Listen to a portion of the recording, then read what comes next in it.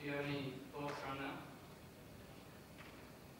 I'd say being young gives you an advantage as well to learn a new skill, retrain, whatever the new automation is. There's going to be people who need to build the automation, unless the robots build the robots.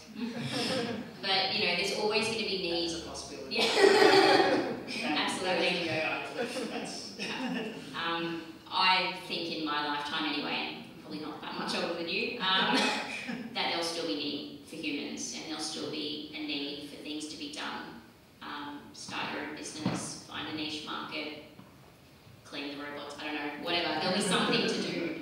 I don't think you'll ever be out of work.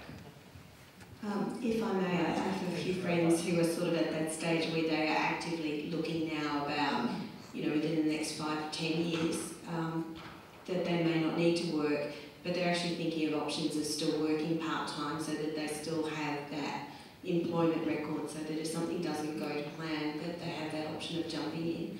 So, you know, I mean, we're obviously talking here, we've seen a documentary about a very definitive, completely stop work, but there are a lot of options for graduated work too.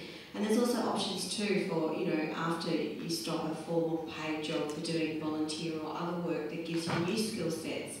And, you know, with this coming disruption with the fourth industrial revolution, I think all of us need to be agile in terms of learning new skills. And sometimes workplaces are not the best places to actually equip us with those. Like, you know, I'm always amazed when I sit at my desk how my colleagues are blissfully unaware of all these changes that are happening, you know, 10 years from now anyway, if that helps.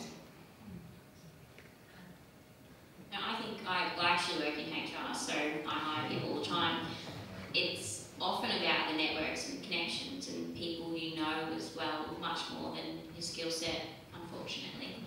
So, I mean, if you've got lots of time on your hands, build some networks as well, work on that. It doesn't, like this FI stuff doesn't have to be all or nothing. I mean, you can just choose to go semi-FI.